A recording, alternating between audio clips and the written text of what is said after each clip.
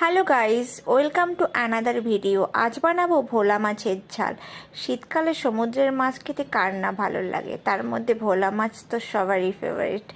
প্রথমেই আমি কড়াইতে তেল দিয়ে মাছগুলোকে ভালো করে ভেজে নিয়ে আলু আর বেগুনটাকে ভালো করে লাল লাল করে ভেজে নিয়েছি। তারপরে ওই তেলে রসুন কুচি, পেঁয়াজ কুচি, কাঁচা লঙ্কা, টমেটো আর আদা কুচি দিয়ে একটু নুন দিয়ে ভালো করে লাল লাল করে নেব। আগে থেকে তৈরি করা মশলার জলটা দিয়ে দেব। তারপরে মশলাটা তেল ছেড়ে দিলে দিয়ে দেব ভেজে রাখা আলু আর বেগুনটা। ভালো করে কষিয়ে নিয়ে একটু গরম জল দিয়ে দেব পরিমাণ মতো।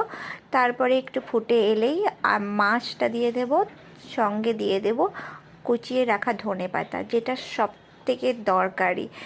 ভালো করে আর একটু ফুটিয়ে নিয়ে তৈরি হয়ে যাবে আমাদের ভোলা মাছের ঝাল। গরম গরম ভাতের সাথে খুব ভালো লাগে খেতে। তোমরা ট্রাই করো। আজকের মতো